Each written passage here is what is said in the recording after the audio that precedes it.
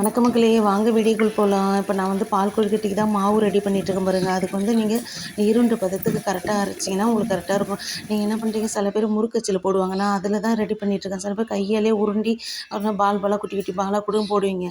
நம்ம விருப்பங்க. வேலை குயிக்காக முடியும்னா நீங்கள் வந்து முறுக்கச்சில் போட்டிங்கன்னா சீக்கிரம் ரெடி ஆகிடுங்க. ஏலக்காய், வெல்லம், தேங்காய் எல்லாம் ரெடி பண்ணி எடுத்து வச்சாச்சுங்க. பக்கத்தில் ஆல்ரெடி ப்ரிப்பேராக எடுத்து வச்சிட்டிங்கன்னா உங்களுக்கு வேலை குயிக்காக முடிஞ்சிடும் பாருங்கள். தண்ணி வந்து கொஞ்சம் லைட்டாக ஊற்றினா போதுங்க. பால் கொஞ்சம் ஆட் பண்ணிங்க. இது வந்து ரொம்ப முழுகிற அளவு இருந்தால் போதுங்க, அதிகமாக ஊற்ற தேவையில்லைங்க. நல்லா நுரையா வருது பாருங்கள். அதுலேயே அப்படியே முறுக்கச்சாலை புழிஞ்சு எடுத்து தனியாக ஒரு பிளேட்டில் மாற்றி எடுத்துருங்க. வெள்ளைப்பாகு உங்களுக்கு தேவைன்னா காய்ச்சி தனியாக எடுத்து வச்சுருங்க. ஏன்னா அடியில் மண் தூசிலாம் இருக்கும் பாருங்க, அதோட நம்ம ஆட் பண்ணிட்டா போதும்.